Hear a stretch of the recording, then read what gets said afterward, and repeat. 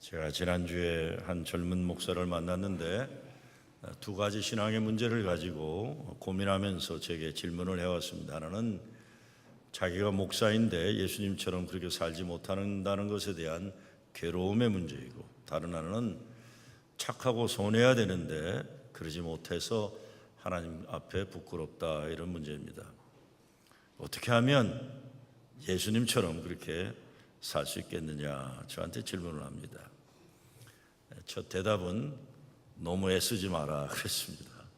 너무 괴로워하지 말아라 그런 겁니다. 그리고 그 다음 말은 예수님만이 예수님이시다. 아무도 예수님 대신할 수 없다 그랬습니다. 예수님 제자가 된다는 것, 예수님 말씀에 순종하고 살아야 하는 사명이 분명히 있습니다. 그러나 그렇다고 해서 인간 그 누구도 예수님이 될 수는 없습니다. 오히려 예수님은 그렇게 살지 못한 부끄러운 인간 베드로에게 찾아오셔서 부활하신 다음에 내가 나를 사랑하느냐 이렇게 물으셨어요. 너 왜 나처럼 살지 못하냐? 왜 나처럼 죽지 못했냐? 이렇게 묻지 않으십니다. 우리가 가져야 할 신앙의 첫 관심은 예수님 사랑하는 겁니다. 예수님처럼 살아야 한다, 죽어야 한다, 이런 것 아무리 좋은 뜻으로 고민한다고 해도 이거 잘못하면 율법입니다. 이것도 나에게 요구되는 것은 예수님 사랑하는 것입니다. 예수님 십자가 구원의 은혜에 감사하는 거예요. 내가 예수님처럼 살지 못한다고 고민하느라 애쓸 시간이 있으면 십자가 용서받은 기쁨과 감사로 행복하게 살아야 합니다. 종교적인 애씀이 이게 결과적으로는 바리새인들은 첩경입니다. 제가 너무 괴로워하지 말아라 다음에 준 말은 십자가 달려 죽는 것은 예수님 한 분이면 족하다 그랬어요. 너까지 죽어야 한다고 난리치지 말아라 그랬어요. 피곤하다 그랬어요. 넌 그저 예수님 사랑하고 감사하고 행복하게 살아라 하는 겁니다. 그렇게 말하는 이유는 단순합니다. 구원받음이 기쁨이어야 하기 때문에 그래요. 예수 믿는 것이 행복해야 되기 때문에.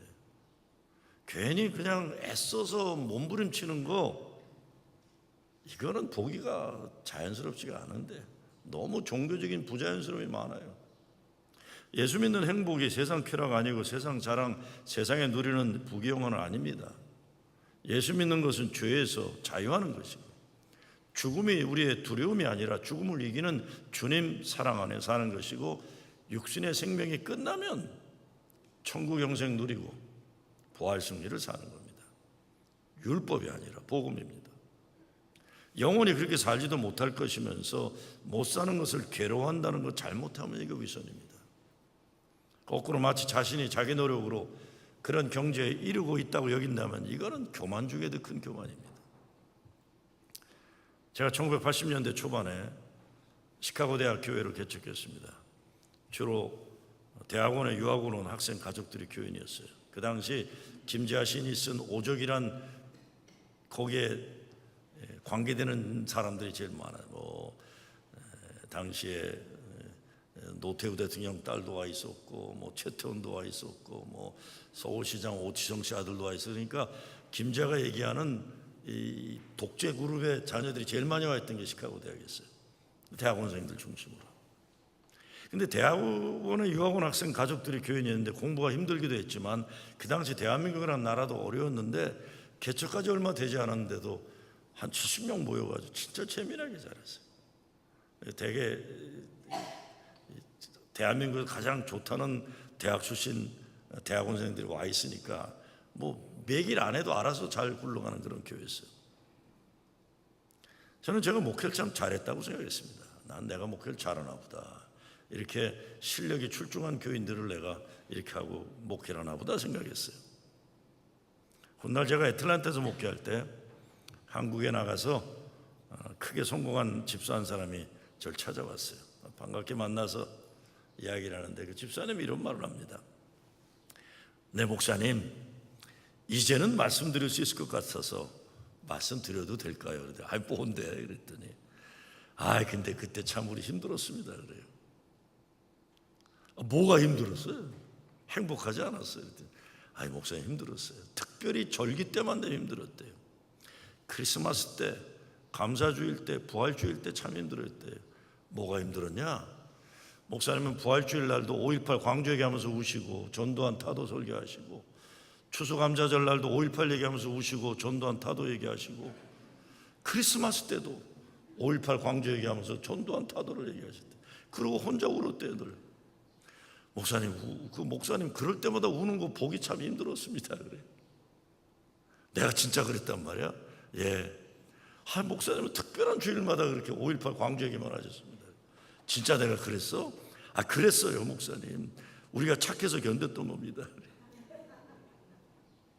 돌이켜보면 젊은 교인들이었지만 그분들이 성숙했던 거예요. 감사하게도 저를 이해하고 존중해 줬으니까 교회가 유지되었던 거예요. 참 훌륭한 교회들이었어요.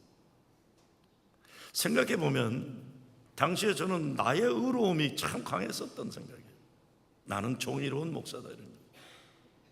실제적으로 그런 세상을 만들어간다는 것은 희생과 헌신이 요구되는 것인데, 내가 그렇게 생각하고 그런 설교를 하니까 나는 그런 사람인 것으로 착각하며 살았던 시절이 절대로 짧지 않았던 것 같아요. 제 목회 인생에서. 무엇보다 괴로워하고 아파하고 몸부림치는 것이 설교라고 여겼던 것 같아요. 그래야 신앙 양심 있는 목사라고 생각했던 것입니다. 그러다 보니까 감사하고 기뻐하고 하나님께 영광 돌리는 예배를 제대로 드리지를 못했다는 반성을 하게 됩니다. 사회 정의나 민주화나 통일이나 이것이 잘못된 것이 아니죠. 그러나 어떤 것이라도 십자가 구원의 기쁨과 죽음을 이기는 부활 승리의 고백이 없으면 자기 선함과 정의로움에 빠지는 좌파 바리새인이 되는 첩경이 여기 있어요. 바리새인은 좌나 우나 다 있는 겁니다. 예배의 기쁨이 없으면 이게 율법주의자가 되는 거예요. 좌의 율법이나 우의 율법이나 똑같아요. 오늘 성경 말씀에도 보면 예수님이 제자들에게 원하신 것은 깨어서 함께 기도의 자리에 있기를 바랬던 것뿐이에요. 예수님이 제자들에게 너희들도 나와 같이 죽자 이러지 않으셨어요. 성경 어디 봐도 내가 십자가 갈 때 같이 십자가 달려 죽자 이것들아 그러지 않으셨어요. 예수님이 말씀하신 것은 내가 반드시 죽음 당하지만 부활하신다는 약속이었고, 우리가 그 말씀의 약속을 믿기를 원하셨던 거예요. 예수님이 원하신 건 우리의 믿음입니다. 요한복음에서도 열매 많이 맺어라, 성과가 있어야 된다, 업적이 있어야, 그런 얘기 안 하시잖아요. 내 안에 거하라 그랬어요. 내 안에 거하라. 그리스도 안에 있으면 정죄함도 없다. 누구나 그리스도 안에 있으면 새로운 피조물로 과거의 노예가 아니라 현재도 미래도 은혜와 사랑의 소망 가운데 사는 것입니다. 저는 요즘은요, 복음 안에서 자유로워하겠다는 생각을 참 많이 해요. 억지 부리지 말고 무리수 두지 말고, 예수 안에서 자유를 얻었는데 뭘 억지 부리고 뭐 무리수 두겠습니까? 예수 믿어 행복해야 되는 생각을 아주 많이 합니다. 내가 예수 믿어 행복하지 않은데 누구 보고 예수 믿으라고 그러겠어요? 복음 안에서 누리는 자유, 내가 뭐를 해야 한다거나 이루려거나 인정받으려거나 이런 어리석음에서 자유하는 거예요. 주님의 임재 안에서 누리는 행복입니다. 그분과 함께하는 거예요. 그래서 내가 죄를 져서 예수님 다시 십자가에 못 박는 일은 당연히 하지 말아야지만, 내가 예수님 대신 뭐를 해야 한다는 메시아닉 컴플렉스, 자유하는 거예요. 내가 하는 거 아니니까요. 나를 살리기 위해 예수님 십자가에 달려 죽으셨는데 내가 죽어야 한다고 착각하는 것, 이거 엄청난 교만입니다. 나는 그 사랑 안에 사는 것이고, 그 사랑과 은혜 안에서 하나님 동행하는 기쁨 누리고 감사하는 거예요. 그래서 저는 신앙의 성숙을 내가 뭐 한다는 삶의 실천보다 주님과 함께함, 동행함에 두고 싶어요. 뭘 한다는 것보다 중요한 것은 그분과 함께 동거함과 동행함이에요. 그래서 그 안에서 누리는 감사와 감동과 감격입니다. 우리가 아이들 키우잖아요. 어린 자녀도 있고 나이 든 자녀들도 있겠지만, 아이들이 뭘 잘하고 이룬다는 거 뭐 고맙긴 하겠지만, 진짜 우리가 원하는 건 뭡니까? 우리의 자녀들이 자기에게 주어진 삶을 행복으로 받아들이고 자기 존재됨 자체를 편하게 느끼고 행복하게 사는 거예요. 무엇보다 예수 안에서 발견된 자기 자신. 대단한 업적을 쌓고 성공하고 좋게 하겠지만 그것이 행복이 아닌 거 우리가 잘 알잖아요. 그것과 행복과 정비례되는 건 아니에요. 그것이 꼭 하나님이 기뻐하시는 것도 아닙니다. 세상적인 업적이. 자기가 자기 자신인 것을 편하게 여기고 하나님에게 얼마나 사랑스러운 존재인지 그것을 깨달아서 자기를 인정하고 긍정하고 행복하면 뭘 더 바라겠습니까? 제 스승께서 쓰신 글 가운데 이런 말이 있어요. 종교는 인생의 허탈에서 시작해 해탈에 이르는 여정이다.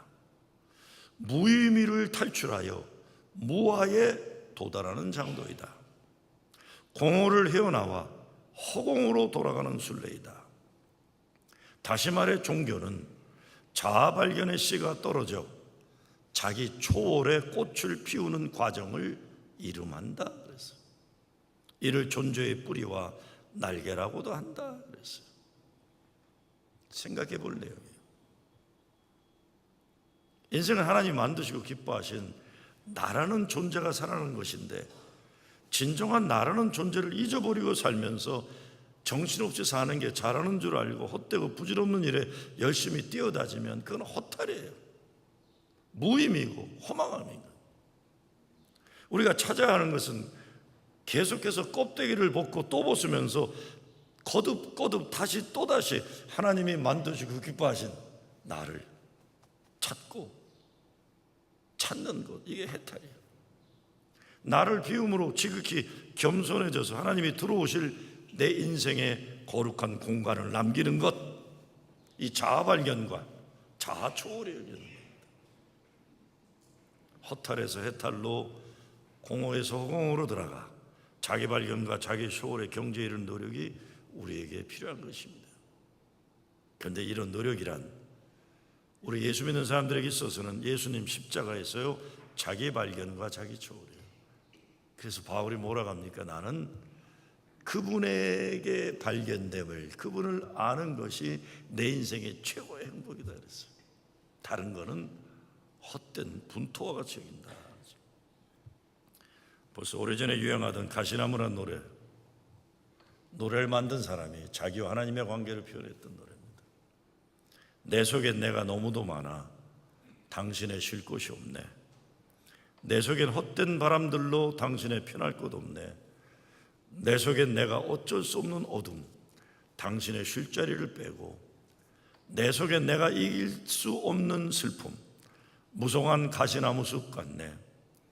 바람만 불면 그 메마른 가지 서로 부대끼며 울어대고, 쉴 곳을 찾아 지쳐 날아온 어린 새들도 가시에 찔려 날아가고, 바람만 불면 외롭고 또 괴로워 슬픈 노래를 부르던 날이 많았는데 내 속엔 내가 너무도 많아서 당신의 쉴 곳 없네. 그랬어요.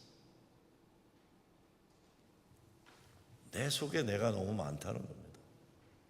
하나님이 들어와 계실 곳이 없다는 겁니다. 그런데요, 가만히 생각해 보면 내가 잘못 살고 있다는 생각조차도 아직 나 자신이 중심에 드는 착각에 빠져 있는 것이에요. 오늘 본문을 보게 되면 예수님이 기도하면서 내 아버지요, 만일 할만하시거든 이 잔에 내게서 지나가게 하옵소서. 그러나 나의 원대로 마옵시고 아버지의 원대로 하옵소서라고 했어요. 예수님도 하나님 자기 삶 속에 들어오시도록 자기를 비우시는 결단을 하는 겁니다. 내려놓는 거죠. 그러니까 나의 문제로 내가 고민하는 것으로만 되면 삶이 변화될 수 없는 겁니다. 내가 해야 하는 것은 내가 나를 바꾸려고 몸부림치는 것이 아니라 내 안에 하나님이 오시도록 나를 겸손하게 비우는 가난한 심령 되는 겁니다. 그런데 예수님이 아버지여라고 하나님을 부르는데 아버지라고 부르는 단어가 아바 파더예요. 아빠. 신앙을 억지로 하는 것과 정말 아빠, 아버지로 부르며 믿는 것에 큰 차이를 생각하지 않을 수 없습니다. 예수님이 자기 앞에 놓여있는 고난의 잔을 피하고 싶지만 아버지가 원하신다면 마시겠다는 겁니다. 내 뜻대로 마옵시고 아버지의 뜻대로 하시라는 것, 그럴 수 있는 것은 아버지에 대한 신뢰예요. 내가 이해되지 않지만 아버지를 믿기 때문에 마실 수 있다는 겁니다. 오늘 본문은 우리에게 고난의 잔을 마시라고 하지 않습니다. 고난의 잔을 마시는 분은 예수님이세요. 내가 마셔야 된다고 생각하면 이것이야말로 신앙적인 교만입니다. 내가 예수님 수준에 이르려고 노력한다는 의도는 좋지만 이것은 영적인 착각이요 교만이에요. 물론 예수님은 우리 신앙의 모델입니다. 그러나 우리 예수님처럼 살아야 돼요. 그러나 그것에 앞서 정말 중요한 것은 예수님은 내 죄를 대속하기 위해 십자가에 죽으신 주님입니다. 구세주라는 것, 나는 죄를 용서받은 구원받은 자라는 이 기쁨, 이것만입니다. 왜 예수님이 십자가에서 내가 죽어야 할 영원한 죽음을 죽으셔야 했습니까? 내가 못하니까 예수님이 하신 겁니다. 내가 죽어야 할 죽음을 죽으신 게 나는 내 힘과 능력으로 나를 구원할 수 있는 존재가 아니기 때문에 예수님이 십자가에 달리신 것입니다. 이 복음 때문에 자기도 제대로 그렇게 살지 못하면서도 설교하는 목사도 세상에 존재할 수 있고, 그런 설교를 듣고도 그렇게 살려고 노력하는 용기 있는 교인들도 가능한 거예요. 은혜 때문에 가는 거예요. 오늘 본문을 통해 우리가 가장 먼저 생각하는 것은 예수님이 우리를 구원하시기 위해 십자가를 선택하시는 잔을 마셨다는 거지, 우리가 그 잔을 마셔야 하는 사명이 있는 것이 아니라는 겁니다. 예수님이 십자가 죽음까지 하나님께 순종한 거예요. 나를 위해. 우리가 예수님과 같이 십자가를 지고 따르는 것은 그 다음의 단계일 뿐입니다. 죄의 문제입니다. 내 죄 때문에 예수님이 죽으신 거예요. 십자가 은혜예요. 기독교 현실주의를 주창한 라이너드 니버라는 신학자가 죄를 정의하면서 인간이 자기의 한계를 모르는 것이 죄라고 정의를 합니다. 인간이 한계를 부정하는 죄, 결국 교만이라는 거죠. 그런데 이 한계가 인간이 하나님처럼 되려는 겁니다. 이것이 때로는 인생의 때가 되면 떠나야 한다는 죽음을 인식하지 못하고 사는 교만이에요. 자기 마음대로 생명을 주장할 것 같이 사는 것이 죄라는 거예요. 하나님이 하루하루 순간순간 생명을 허락하시기에 사는 것인데 은혜의 선물로 감사로 살지 못하는 것, 내가 뭘 할 수 있다고 생각하는 겁니다. 제가 지난 주간 한국에 있으면서 많이 생각한 것 가운데 하나가 대한민국에 애국하겠다는 사람들이 너무 많다는 거예요. 애국하겠다는 사람들 때문에 나라가 시끄럽더라고요.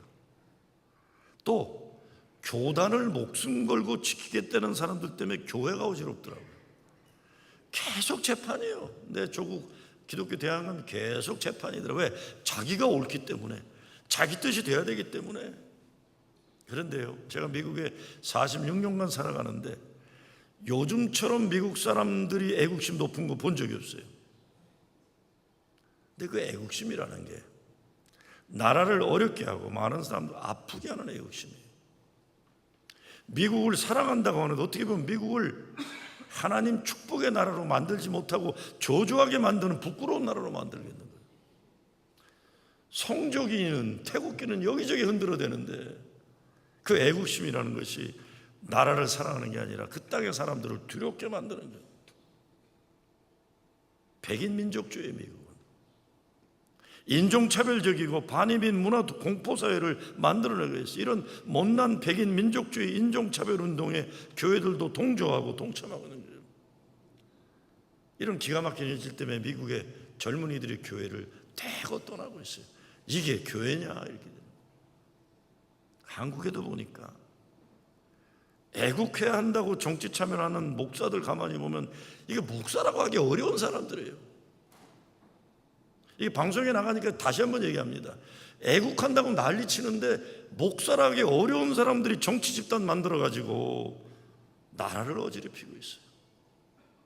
존 휴잇이라는 사람이 애국이 뭐냐를 이렇게 말합니다. 애국은 그 나라가 좋은 마음 또는 제대로 된 마음을 가지도록 하는 것이에요. Patriotism is keeping the country in good heart. Keeping the country in good heart. 나라가 나라 되도록 진짜 이 나라 건국의 이념을 이루기 위해서 세상에 상처 입은 자들, 어려운 자들이 이 나라를 찾아올수록 이민의 문을 활짝 여는 게 이 나라의 마음이에요. 이것이 건국의 이념이에요. 종교의 자유가 있어서 타종교를 비판하거나 탄압하지 않는 것이 이 나라 건국의 이념이에요. 누구나 이 땅에 이 나라 오면 꿈을 키워나갈 수 있는 그 상황을 만들어주는 게 건국의 이념이에요. 백인들의 민족 이기주의로 인종차별적 이건 이념, 이건 애국심이 아니라는 거예요. 교회도 진정 애국하는 교회 되려면 예수님 마음과 뜻을 가지는 겁니다. 라이너드 니버가 죄를 정의하면서 인간의 자기의 한계를 모르는 것이 죄라고 했다는 말 다시 생각해 봅니다. 교만이에요, 교만. 그래서 저는 그렇기 때문에 인간은 더욱 십자가 은혜를 붙잡고 살 수밖에 없다는 것 인정하고, 좀 못나고 그래도 감사하고 기뻐하고 자기 자신을 인정하고 긍정하면서 감사하게 행복하게 사는 것이 하나님을 기쁘게 하는 삶이라고 생각합니다. 죄 많은 존재이지만 예수님 십자가 은혜와 사랑받은 자라는 자기 인정하는 거예요. 남자들은 교만이 죄라고 했는데 벨러리 세이빙이라는 사람, 여성도 신학자는 여성들의 죄를 사소함, 분열된 삶, 중심이 없는 인생, 그리고 무엇보다 자기 자신의 존재에 대한 평가를 다른 사람에게 의존하는 것이다 라고 앤드류 박이 The Wounded Heart of God이라는 책에 썼어요. 보편적으로 남성들의 죄가 교만이라면 여성들의 죄는 하나님이 허락하신 거룩한 자존감 상실이라는 거예요. 인간의 한계를 모르는 교만의 죄는 기본적으로 내 인생이 내 것이라고 착각하는 것인데, 여성의 죄라고 얘기하는 것은 자기가 얼마나 귀한 존재인가를 남들에 의해서 판단 내리게 한다는 것이다. 벨러리 세이빙이라는 신학자가 그렇게 얘기하는 거죠. 이목당이 무덤사이를 거닐며라는 글에서 이런 얘기를 합니다. 내 목숨이 어느 순간에 끝날 것을 본다. 내가 죽음과 그렇게 가까운 것을 보는 순간 즉시로 나는 내 생 안에서 자유로워진다. 남하고 다투거나 그들을 비평할 필요가 무엇인가 그랬어요. 내가 죽음과 가까운 것을 보는 순간 즉시로 나는 내 생 안에서 자유로워진다. 예수님이 철저하게 자기 자신을 내려놓고 하나님 뜻에 순종하게 되면서 천하 인류를 구원하는 구세주가 되시는 겁니다. 그러니까 우리들도 하나님의 뜻에 순종하게 될 때 참 복음 안에서 누리는 자유를 사는 거예요. 우리가 살면서 나 자신에 대한 평가를 헛된 곳에서 찾을 때가 얼마나 많습니까? 나 자신을 하나님이 보시는 나로 인정하지 못하고 다른 사람들에 의해서 나 자신의 인생에 대한 평가를 맡겨버리는 문제예요. 세상이 나를 평가하는 곳에도 목을 메고 사는 거예요. 사람들이 나를 칭찬하면 기분이 좋고, 사람들이 나를 비판하면 기가 죽고, 세상 사람들의 평가를 하나님이 보시는 나보다 더 중요하게 여기는 것입니다. 이것은 다른 사람들을 하나님의 위치에 올려놓는 죄에 빠지는 것이에요. 예수님이 내 뜻대로 마옵시고 아버지의 뜻대로 하옵소서 어떻게 기도할 수 있었습니까? 다시 말씀드리지만 하나님을 아바, 아버지로 부를 수 있었기 때문이에요. 우리 자신도 내 인생에 대한 평가를 하나님께 맡기고 산다면 내 인생이 근본적으로 달라질 것이에요. 나아가서 결국에는 내 아버지와 아버지 뜻대로 없어도 가능할 수 있으리라 봅니다. 오늘 보는 말씀에서 우리는 죄의 문제와 구원의 문제를 풀어주는 자기 포기를 발견하게 돼요. 내려놓음이 여기 있는 겁니다. 자기 포기는 하나님에 대한 믿음입니다. 자기 부정이 아니죠. 자기 부정을 영어로 풀자면 negation of self예요. 나를 부정하는, 하나님이 사랑하는 나를 부정하는 거예요. 이건 아니죠. 내가 하나님이 사랑하는 자녀라는 자신의 존재에 대한 부정, 이건 아닌 거예요.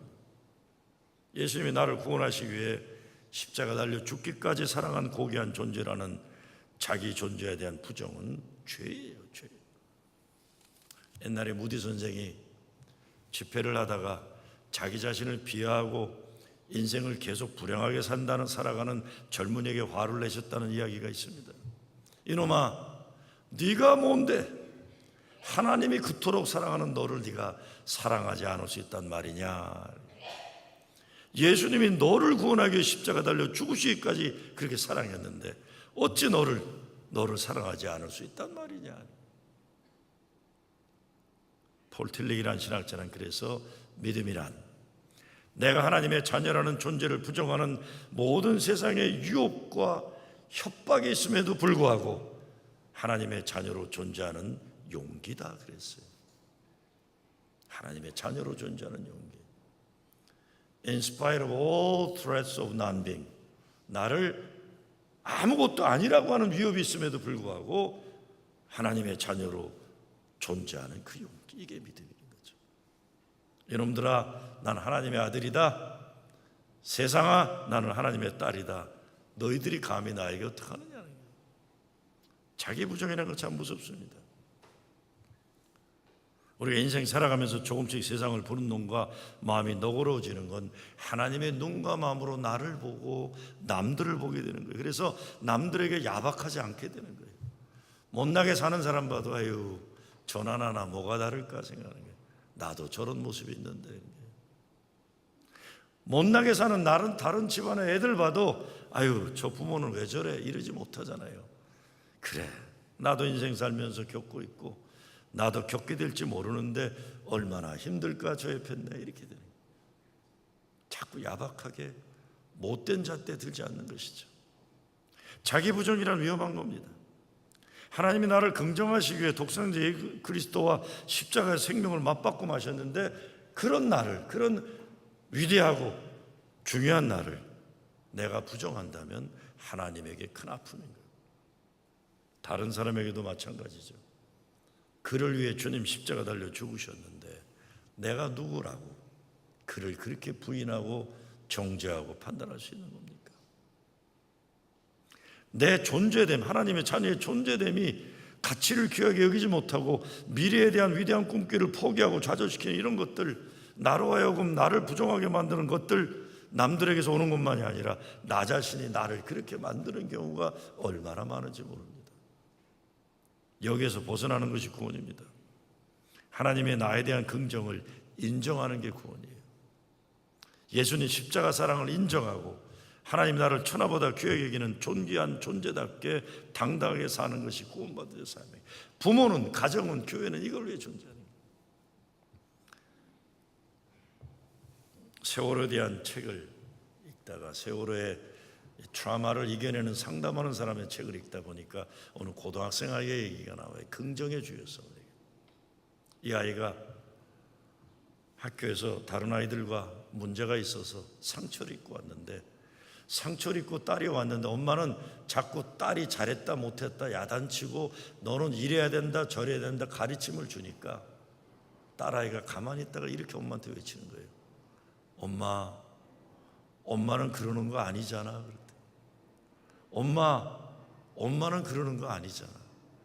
내가 세상에 어떻게 살아왔어도 엄마만큼은 내 편이 돼줘야지. 엄마는 그러는 게 아니잖아. 왜 이게 이렇게 어려운지 몰라요. 가정에서 교회에서 잣대로 잣대질하고 평가하고 정죄하고 이거 아니에요.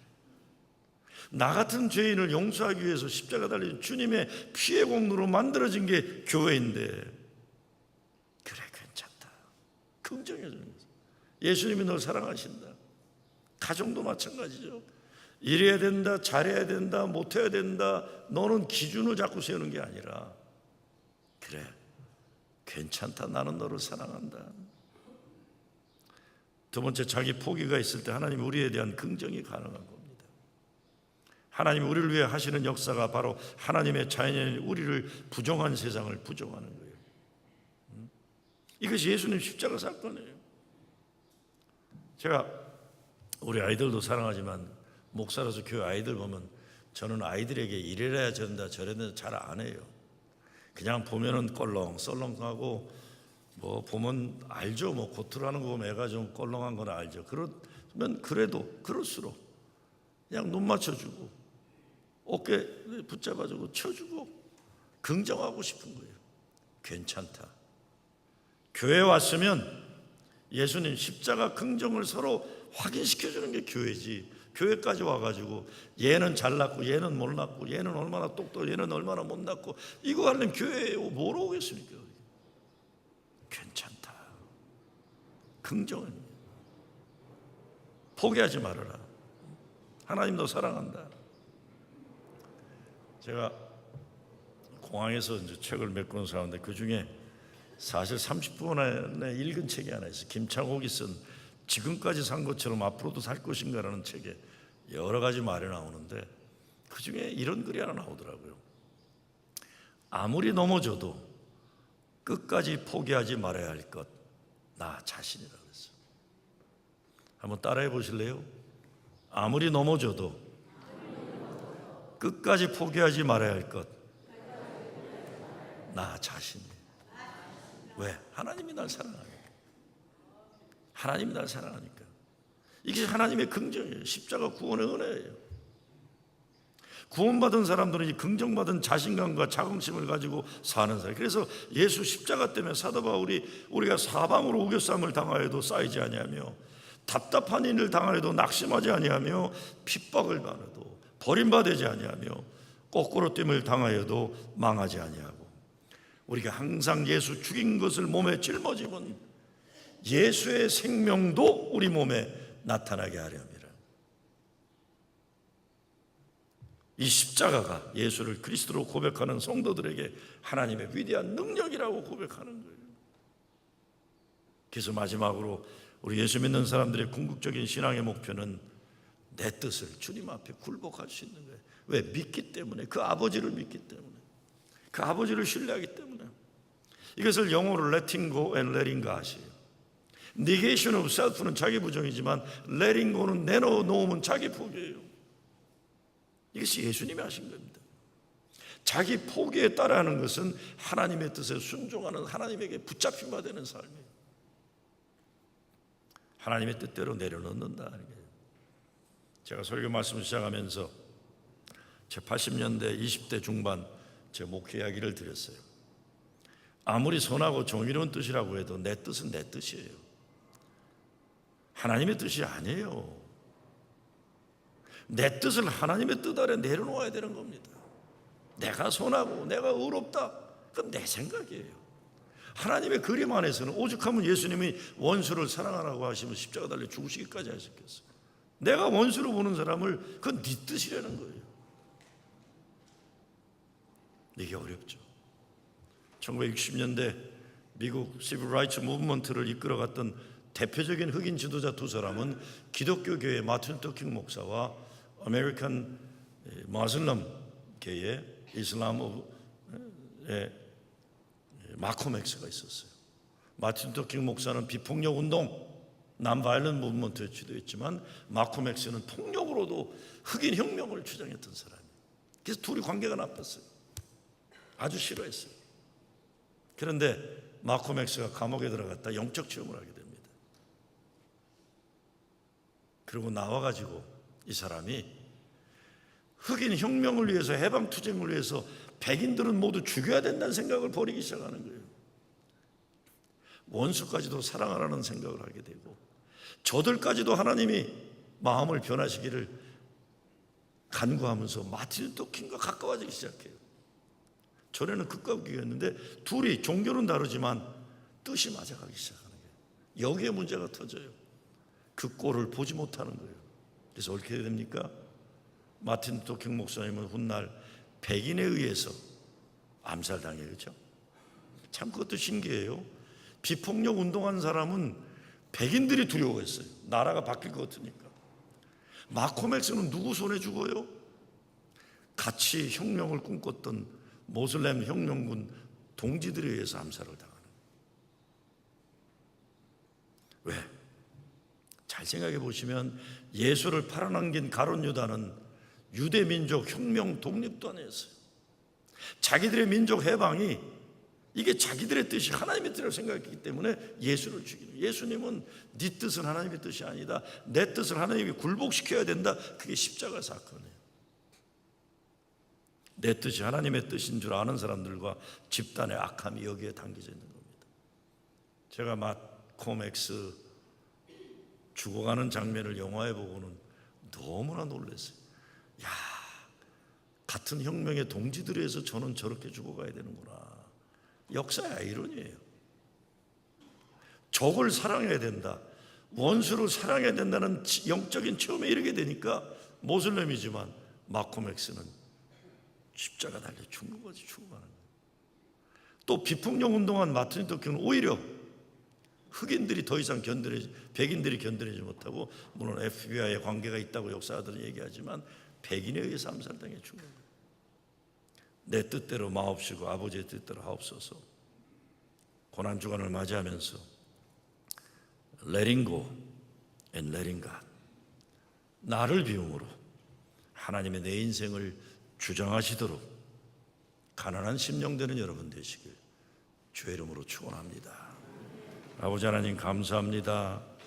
예수님 십자가 겟세마나의 고뇌의 기도가 우리에 대한 사랑이요 하나님에 대한 순종임을 깨닫게 하시고, 그래서 십자가의 죽음이 나의 구원임을 저희들이 믿고 천하의 가장 행복하고 감사 기쁨으로 살게 하여 주시옵소서. 예수 그리스도 이름으로 기도드리옵나이다.